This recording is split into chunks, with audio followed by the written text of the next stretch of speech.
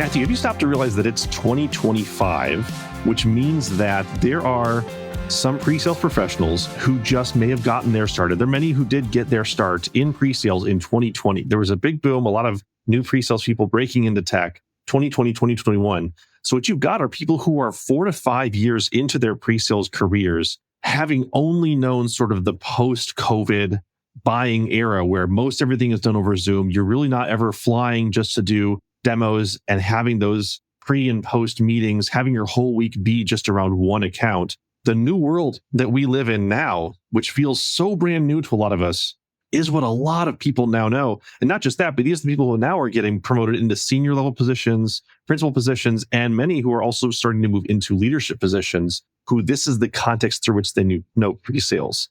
It's a different world right now, not just for you, but likely for a lot of your peers. My confession is that my first official pre-sales job title took place in 2020. So I'm one of them. And I think you're so right. At this point, the consumer buying habits of being digital first, doing a lot of research, coming equipped to know what you're looking for in the market, that has become an assumption that I'm operating under.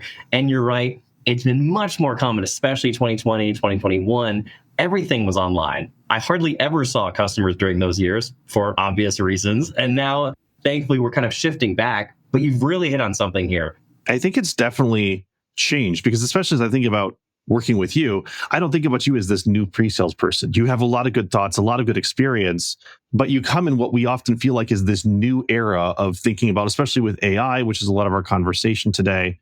But this is the world where we're definitely here. We've been here for quite a while, and this is the actual reality. But something that's interesting is that while our buyers' thoughts have definitely changed, their world didn't change nearly as much as ours did, but definitely how they approach working with salespeople and their approach to how they want to go about buying things shifted drastically over the last 5 years as well, and even just the last few years with AI. So, Jack, what did we talk about today, and how does this relate? So today, where this all came from, we just wrapped up talking to Ben Hills. He's the founder and CEO of Iris, which is a platform that uses AI to automate everyone's favorite part of their job, which is RFPs, DDQs, and security questionnaires for anyone in a go-to-market role. So that thing that you hate filling out, they definitely help with that. He actually came up with this idea as he was the person spending too much time dealing with messy RFPs and things like that at his former job that he talks about in the podcast. He goes into all those details. I don't want to spoil it. Now he's focused on helping teams use AI specifically to get faster. And today what we're talking about is this idea of, yes, you're trying to grow, you're trying to scale. And how do you do that for your teams without creating burnout? So we talk a lot about even just what burnout means, how people have misrepresented that a little bit, and how they're focusing on the wrong things for their teams. I took a few good things away. I don't know about you with the conversation. So many good tidbits out of today's conversation. So, Jack, anything else to say? One thing I will say is that Presales Collective has a brand new look. I'm going to talk about it here on the podcast as well. So check out presalescollective.com if you haven't, or if you've not been there in a while. It's got a brand new look. We have new membership models, new issue to get engaged, which means along with that, we've got some new things that have launched, some new things that are launching very soon. So if you haven't dipped into anything other than the podcast for a while, now's a good time to go back into our Slack, check out the website, and see if maybe there's something you're interested in getting involved in. This one's for anyone who logged onto their Slack and thought, oh, look, the PSC looks different today. Yes, that's the reason why. It's a whole new look. I love it. All right. Well, I think we've stalled enough time. Let's get into the interview with Ben right after the break. Today's episode is sponsored by Iris. If you've ever lost hours or honestly days responding to RFPs, DDQs, or security questionnaires, you're going to want to hear about Iris. Iris is an AI-powered platform built specifically for go-to-market and technical teams who want to spend less time on manual content wrangling and more time actually helping deals move forward. Sales engineers use Iris to automate the response process end to end. Instead of digging through old docs or getting stuck cleaning up messy documents, Iris pulls accurate answers directly from your company's verified content.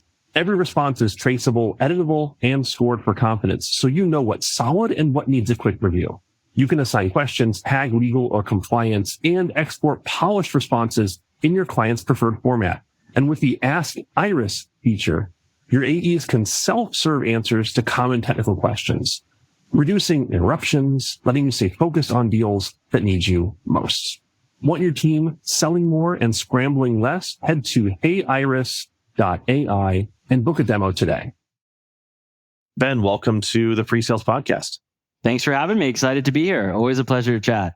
Absolutely. And Matthew, obviously, as well. Happy to have you here as well as my fellow co-host. I hope everyone's August now is kicking off. Weird to think August, that we're definitely over the hump with 2025. I don't know where the year has gone. It's been moving really, really quickly. As you know, once you get past Labor Day, you're basically at the end of the year. It really is a rush. Have you guys had a summer slowdown at all? Been able to catch your breath?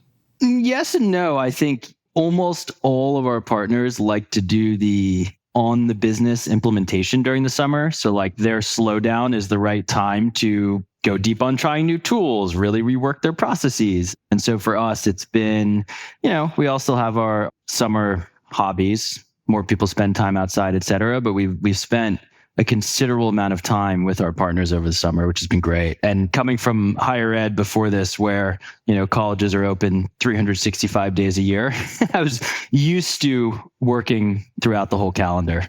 So the topic for today that we wanted to talk about was an interesting topic, a topic that I care a little bit about with a little bit of a twist on it. So that topic being, from reading from here, how to scale your pre-sales teams without burning out your best people. And I love kind of talking about this topic. I've had whole podcasts I've run dedicated to this kind of topic. But I think specifically what we want to dig into is that part about scaling has to happen. And so how do you as a leader, no matter where you're at in your organization, as you're thinking about it, how do you scale your teams while making sure you're not burning people out at the same time? Before we get to that, though, I do want, Ben, you to go into a little bit of your background. Give us some highlights of your career journey. I teased a little bit about why you started Iris, but what got you to where you are today, and what led you to anything else around kind of founding Iris and starting the team there? Lifelong entrepreneur. First business, I was 14, screen printing t-shirts in my parents' garage for local high schools and sports teams and clubs, and grew that to 6 figures in revenue, sold it, went to college. In college, found myself in the tech scene. I was in Washington, D.C., which is where a lot of ed tech companies are. And I joined a company called Full Measure that was founded by one of the former Blackboard executives. And it was focused on taking everything that colleges do over direct mailing and turning them into mobile first experiences. So we were one of the first platforms that colleges used for doing everything from acceptance letters to financial aid packets over mobile first digital experiences. And it was there where I, as chief operating officer, was effectively the pre-sales function. I was the subject matter expert doing product demos, writing proposals, working with clients, being really the Ben GPT, as I now say, of the company and the organization. And we hit a growth inflection where we were onboarding about 50 new institutions a month and then about 100 institutions a month. And so we really quickly were hiring, and we could hire 30 sales reps and they could build pipeline, get in front of prospects and do all of that. But you can't hire people off the street with institutional knowledge. And so all of a sudden, I became this bottleneck across the whole organization's ability to scale, because 30 more sales folks, 30 more customer success folks, et cetera, but still only one person who knew every intricacy of our product, our customer stories, and all of that. So there was a point where I wouldn't say quite hit burnout, but there was one period where we had 5 conference rooms running concurrent demos with universities, and I would bop between the conference rooms doing the product demo at the same time. And I loved demoing our product. Like, I've always loved being able to show solutions, show software, get to know the industry. But it then really quickly hit a point where we were no longer seeing the same win rates and sales efficiencies, because we couldn't put our best foot forward with every single prospect. And this was really where I had the aha moment with Iris, where for the vast majority of sales cycles, we defaulted to template. Like, hey, let's just use our off-the-shelf proposal, off-the-shelf case study. But for the few opportunities where we really put the time in to craft a perfect narrative, pulling on similar client stories, shaping the features in similar ways. If you think about it, like University of Arizona versus Savannah College of Art and Design buying the same product, they want to hear something really different. They want to hear about different clients and hear the ROI is different and all of that. And so when I first used ChatGPT, it dawned on me that we were at the precipice of a major paradigm shift in software, and that most software, almost all software, was built around highly structured data. But for the first time with LLMs, we could actually learn from unstructured data and institutional knowledge. And so the idea for Iris came from, what if we could make everyone an expert in their own company? What if we could take your latest product release notes, your product roadmap, your blog post, your case studies, shove all of that into an AI system, and then use AI to contextualize that to create really personalized narratives for every prospect. So I called up someone who'd been in the space for a couple decades and said, hey, I have this idea. Is anyone doing it this way? And she said, no. And if you build it, I'll be your first customer. And so I called up a couple engineers who I'd worked with at my last company and said, hey guys, I have an idea for a company. I can give you some equity in the company that doesn't quite exist yet, but I think could exist. And if we build this product, we can have a customer. And a few weeks later, we had the first version of our product, our first customer. I quit my job, raised a round of funding, and the rest is history in the making, so to speak. Gotta love that person who's like, hey, yeah, I'll be your first customer. Like, I mean, a lot of companies do kind of get that eventually, but I mean, sometimes that's just the shot in the arm you need to say, yeah, this feels like a real idea. I'm solving a real problem. If someone's willing to say, I want it sight unseen, make it. Absolutely. And I think it's a Jetsons era solution to a Flintstones era problem. The problem has existed for centuries as far as how do you really sell your solution. And it's a brand new technology stack. The technology that we're built on didn't exist 3 years ago. If we had tried to build this 3 years ago in the same way, it would have cost millions of dollars per client install. And so we finally have this new technology at our fingertips that can take the best of what a company knows and disseminate that across an organization. Really personal for me because it was being that bottleneck that did lead to some burnout at that company where, feeling like if I went to the bathroom while a sales rep was on a call and I missed a question that they had, it could lose a whole deal, right? Or I had to spend my time always going above and beyond to win all those opportunities. Was like, there's a better way to do it. It's also really personal. My grandpa Paul spent his career responding to RFPs at Lockheed Martin, albeit on a typewriter. And he probably would be proud of what I'm doing, but also thought calculators were like the worst thing to ever happen to my generation. So maybe wouldn't be overly excited about AI. And so Iris, my grandma Iris, his wife is the namesake of the company. I just thought Paul wasn't as good a name as Iris. So you're one of those rare people that RFPs are in your blood. They're in my blood. And actually, the very first RFP I wrote, I've actually never told this story, but I was 9 years old and I told my parents that I wanted a computer for my 10th birthday. And my grandpa said, how do you think you're going to convince them to get a computer? And I was like, I'll tell them it's cool. And he was like, you think they're going to get you a computer if it's cool? And so he actually helped me write a proposal about how if we got the computer, I would create family slideshows of every vacation. And I would have all of these value adds to the family. And got the computer, which was also transformative from a tech standpoint, because it was there where I learned Photoshop and video editing and started getting freelance gigs and started being able to make my own money for the first time. So yeah, RFPs are in my blood. And I think they're often looked at as the thing that smells worse than the person microwaving fish in the staff lounge, as we were talking about earlier. But the truth is that the increase in companies issuing RFPs is a net positive for the industry and for buyers. And there's a shift from people winning deals over 3 martini lunches in a relationship and toward buyers saying no, I really know what I want and I want to be proven that you have it. And I don't think that's a bad thing. It raises the bar for vendors. It raises the expectation of what you need to do. And so I think for a lot of companies that fear RFPs and avoid them at all costs are kind of showing the market that they don't actually care what the market's looking for, which is also just not a good way to treat customers. Sounds like Grandpa Paul had the right approach, and he's passing that down to all of us. So next time anyone on here is writing an RFP, I will be thinking of Grandpa Paul at least. So should we turn our focus back to you running between 5 conference rooms, doing 5 simultaneous demos? Sounds like you were really pushing the boundaries there. So when you think about that, How would you differentiate between healthy high performance? Is it just two demos at the same time? And where does it become unsustainable overwork? That was a crazy period. It was like pandemic hit, colleges shut down. All of a sudden they needed virtualized solutions. And we just had this like lightning in a bottle type opportunity. So part of what helped me mentally avoid burnout was I knew it was a relatively time-bound experience. Like it wasn't going to happen forever. It was like between then and a few months later was when all of it was going to work. And that just helped me personally motivate. The other thing is, I think oftentimes leaders conflate burnout with hours worked versus the actual outcome and value people get from that work. And so you can have people that work 10 hours a week on tasks and opportunities that they feel are really insignificant, or they don't understand why the work they're doing is tied to some bigger goal and vision for the company. And so they get burned out.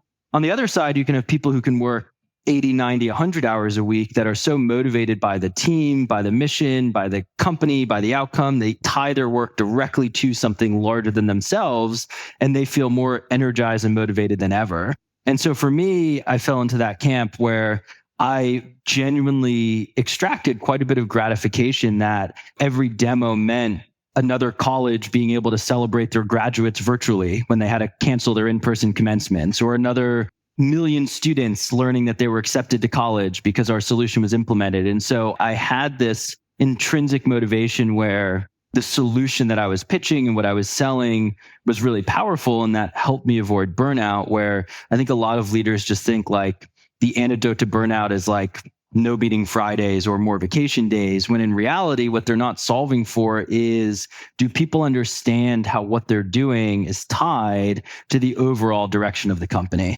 I think that definitely has to be there. I think the other piece you mentioned as well is also incredibly important. You knew that this was not going to be a forever level of work as well. Because you have both of those factors. You were intrinsically tied to the value that you were delivering, at the same time knowing this isn't going to be the operations indefinitely. A lot of burnout comes from this feeling of, even if I take a week off, even if I have every Friday off, even if I take 2 weeks off, I'm going to come back to the same level of stress with no end in sight, is what can lead to a lot of that burnout. So I think you're absolutely right. For those high delivery times, you have to know why you're doing it and why now is different from the normal. 100%. And I think there's a lot of like milestones that leaders try to set in their company of like, look forward to this quarter or look forward to the end of the month and all of that. And it can sometimes lead to people having like peaks and valleys where they think like, I need to shotgun all of my energy and then I'll sleep at the end of the week. I think the way like athletes train is a little bit better, where you're doing work consistently and you're building habits around the work that you're doing. And, you know, you're able to shut off from work when you go home if you need to. You're able to be 100% there when you show up to work. And again, if your leadership is providing clarity on why the work you're doing is important to the overall goals, not just of the company, but also your career, then people find so much more satisfaction in bringing themselves to work every day. I think you hit on something really interesting there when it comes to how athletes train. Because if you are an athlete or if you're a musician and you're trying to get better at something, spending an hour on it every day for a week is going to be much better than spending 7 hours at it on Saturday, right? If you think about, let's say, if you're an athlete, maybe you're a runner like me, you can't run for 7 hours, but you might be able to run slowly a few times in a week, right? I might be able to go for 4 1-hour long runs, but I probably can't just like bang out a 4-hour run on a Saturday. And so that's the kind of thing we're talking about here, like finding sustainable working practices for pre-sales. And then maybe when it's race day, you push it a little bit harder. It's all about that consistency for sure. And I think probably the most expensive deficit in teams is context shifting, and pre-sales leaders inherently embody quite a bit of context shifting. Pre-sales is one of the few functions in a company that sits cross-functionally between teams. And that means that you have to learn how to use every team's tools, right? Like marketing uses Asana and engineering uses Jira and pre-sales uses Monday and the sales team uses Sales, and you have to be an expert in all of that. You're shifting between how do I get this prospect excited about our vision to how do I help my implementation team make sure this new client is kicked off successfully? And that context shifting is the most mentally taxing that leads teams to burnout the fastest. I always help people think of it in like two distinct frameworks. One is in the business versus on the business work. So like for me, in the business work is sessions like this, calls with prospects, with clients, with investors, et cetera. And it's like the pace and the nature of business. On the business work is when you take a step back and you can actually work on the business. Like, how do I advance the objectives of the business? Maybe it's redoing our website. Maybe it's thinking about our product roadmap. And when teams try to do both in the same day is when I see them feel the most burned out, because they leave back-to-back demos to go into some high-level planning meeting and they don't even have the headspace to think high level. And so I always encourage teams to think about, like, how do I separate my on the business time from my in the business time? The other that I've used for a lot of folks when they come with the I'm feeling overwhelmed, help me prioritize, is the rocks, pebbles, sand framework, which was taught to me by Chris Silva, who I worked with in my last company. We're like, what are the rocks, the big tasks that you can plan for that you know are coming, like a big quarterly meeting or kickoff calls with clients? Your pebbles tend to be the things that happen a few times a week that are maybe predictable, but sometimes carry a little bit of like pre-work, post-work. And then the sand is everything else that comes up that you don't plan for, like the unexpected fire drill, the calls that come in from a rep, needing to cover for someone who's sick. And if you can segment your work in all of those ways, and like I encourage our team to do it on a monthly or quarterly basis of like, where's your time going and what are your rocks, pebbles, and sand? It helps me as a leader then be able to actually orient teams around what's maybe not that important and we can move off of their plate, and what are they like really good at and that's important that they should be doing more of. As often as I hear sort of that, starting with the most important things first, especially as I in my life have moved towards levels of overstress, that's when you tend to forget it. That's when you tend to just let all of the unexpected things take over all of the important things that you know have to be in place, which is, I think, very difficult to maintain as you reach that point of getting stressed out. I'd love to get kind of your opinion kind of on that topic, which is as you see companies specifically trying to help their teams with this. I think there's a lot that we can do personally, but there's also something that you as a founder, people who are in leadership positions, as I know a lot of our listeners are, trying to figure out how they can deal with the pressure of growing their teams that they're getting or they know they need to have over any of the other factors. What are some mistakes that you've seen companies do when trying to build under those scaling times? I think the biggest misstep people make in scaling too soon is thinking that headcount solves some of their biggest challenges. And you see this in just about every team. Like in engineering, people refer to it as like the mythical man month, where you're like, doubling my engineering team sometimes reduces our overall output. And so I think oftentimes people naturally want to work with more people. And so they often ask for more headcount, when in reality, the better way to scale is potentially shifting some of the way that people actually do their existing work. And my litmus test is always, if someone started tomorrow, could I hand them a playbook on what to work on? And would they know how to operate in this company without anyone else in the room? It's like what in fourth grade was the like, when you had to show your work on a math test, if an alien came down from out of space, could they solve this problem with different numbers? Whenever people are looking for more headcount, I always push toward, like, are you even really ready? Do you even know what they would do and what they would contribute? And how would you rejigger your existing resources to focus those folks who are already here on more of their strengths? And sometimes you bring in headcount to fill voids of like skill gaps that you have. Other times you bring in headcounts to just better diffuse existing work across the team. But I think it's really important for leaders to not push back on the idea that more people will help scale, but rather help their team understand, here's what we need to do to be scale ready, whether that's standard operating procedures, whether that's certain things being documented, whether that's really thinking about what those folks would do on their 30, 60, 90-day trajectory of being at that team. And oftentimes that exercise unearths other inefficiencies that can be solved without adding more people. And most people underestimate the effort it takes to onboard and scale new hires. And so then new hires show up on their first day and they're like, oh my gosh, like I already have a full schedule and now I also need to take care of someone else. And if that person doesn't have a good onboarding experience, they're going to quit. And so a lot of teams just like default to hire when they're either not ready or don't actually need to hire more people. And that leads to like more rifts and more burnout with the team. And again, burnout is not just about hours worked. It's really just about fulfillment from the work that people are doing.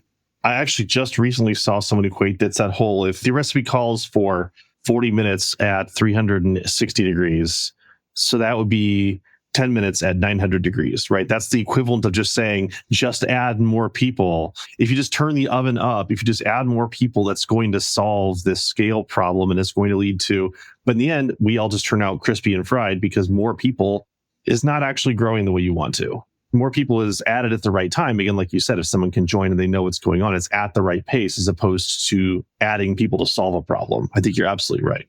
That one has this nice image where you end up with a burned cake, right? The other one that I've heard, which is like, it could be useful because it's more innocuous. Let's say you are on the ground floor and you're trying to get to the 20th floor. If you have one elevator and you can get in, it's going to take you a certain amount of time. But if you have two elevators, it's still going to take you the same amount of time. Maybe you get in the elevator a little bit sooner, but that elevator path is the exact same. That one, I think, speaks to sometimes these issues of scale go undiagnosed. You say, okay, why are we not moving faster? Our resources tell us we should be doing this. Is there something hidden in there, right? And then you can identify bottlenecks that way. That's right. I mean, it's highlighting as well the important point we never think about is that not every process can go faster. I mean, especially in sales, not everything can reduce the sales cycle and not everything should as well. I've spent a fair amount of time listening to pitches from people as a pre-sales leader looking for tooling. And I think the number one thing people always hit on in those reports is what things are going to do for me is reduce my sales cycle time. And half the time I'm sitting there knowing the product that I sell going, we're pretty good on hitting the marks we need to get to. I don't think the place we were selling into, we couldn't go from a 9-month sale to a 6-month sale. The evaluation process on the customer side dictated that.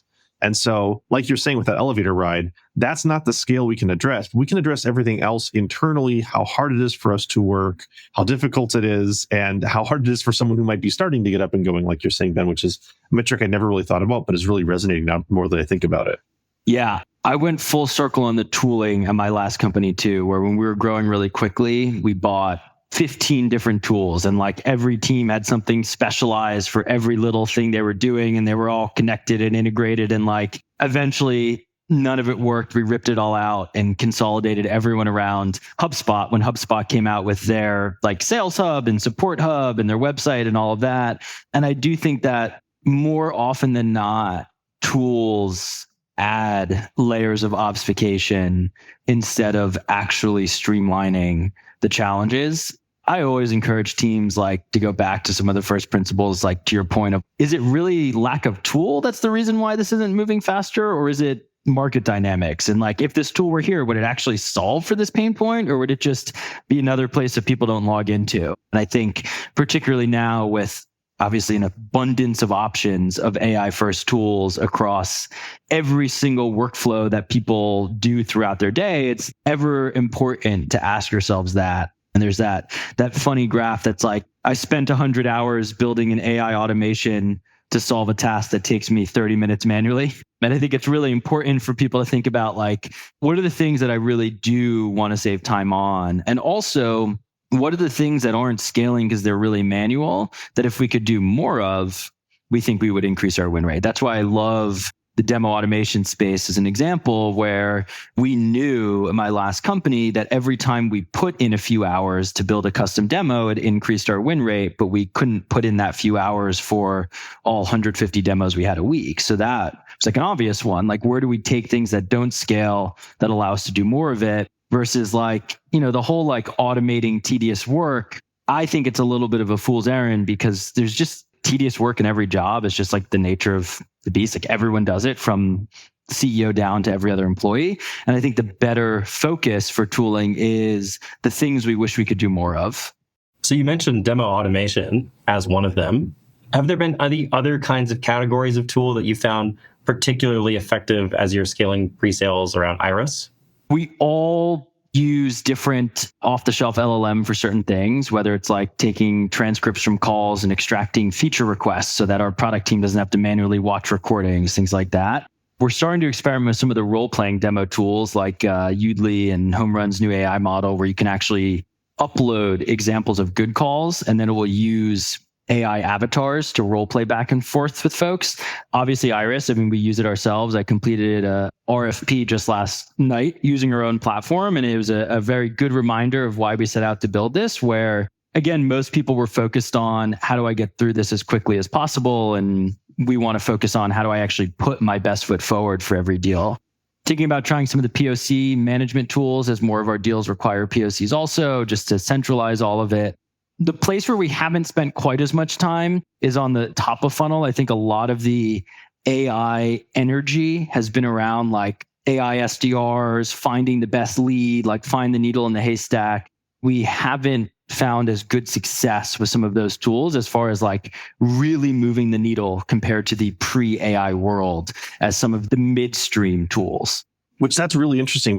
I can remember having literally dozens of conversations with people when we were exploring AI in sales and what's it going to mean. Everyone's first response was, well, SDRs are gone. Like everyone was assuming that's going to be the first takeout. And I agree with you. It's the one that I've seen the least amount of satisfying implementations. There's plenty out there, but nothing where I go, yes, that makes it better. You could replace it with far, far worse results, but nothing that's anywhere close to on par of what a person can do yet, which I found really interesting because that's the opposite prediction from what I think we all expected.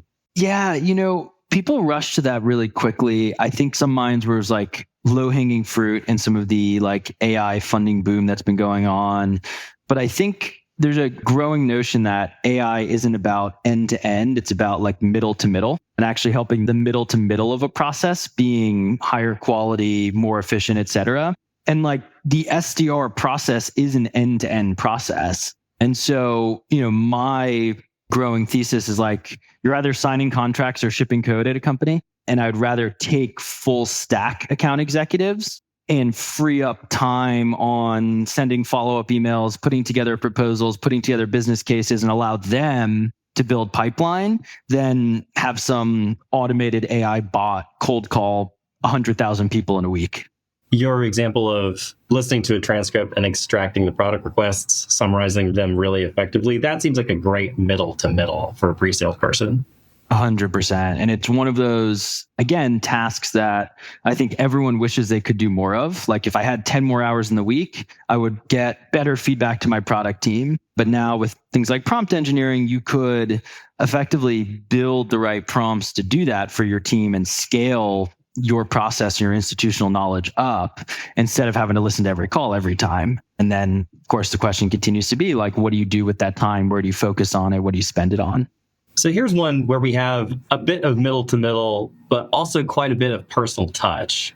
When we're talking about demo automation, there is a middle to middle in there, right? Because you're spending time creating the demo to make sure you're matching what the customer is looking for. How do you do that without losing a personal touch? And at the end of the day, right, that's what pre-sales is all about. It's that person who's going that extra mile and really understanding what the customer is needing and what this company can do. Where can we flex? So how do you put those two things together in demo automation? So in the case of demo automation, I think what excites me about AI and demo automation is one, the ability to use a lot of context. So a demo automation tool that can hear my discovery call with the prospect, hear the tools that they're also looking at, the challenges they have with their current solution, what features they're most interested in, and aggregate that to then help effectively auto-generate a storyboard of the best demo that speaks to those pain points is something that's really valuable and gets me to a first draft of a demo much faster than me listening to the call and doing that on my own.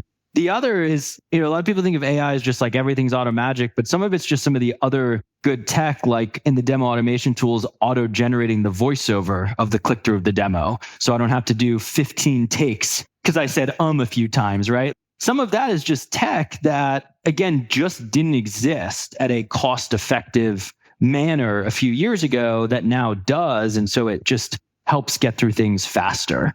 You know what? 15 sometimes, that's a win. I've definitely gone to 30 takes plus in the past. And then the last is synthetic data on that side. I think because LLMs are just really good at creating fake data, being able to populate a demo with data that's relevant to that prospect in the industry, sample data in the dashboard, et cetera, is just, again, like a good time save. And one of those things that just shows an additional personal touch. I think that synthetic data is also a great example for the pre-sales I see out there whose company maybe hasn't adopted AI at scale yet. But that is something that you as a person, you as just one person can go and do. And suddenly your synthetic data tells a story a little bit better. 100%. It's a total way to stand out in the crowd too. While we're getting close to time, I do have sort of a question I've been wanting to ask, but I feel like it's a little bit of a weird question. I had someone put this thought in my head once, is right now what we're starting to see is obviously a lot of good progress from companies like Iris around helping with RFP automation, around answering RFPs.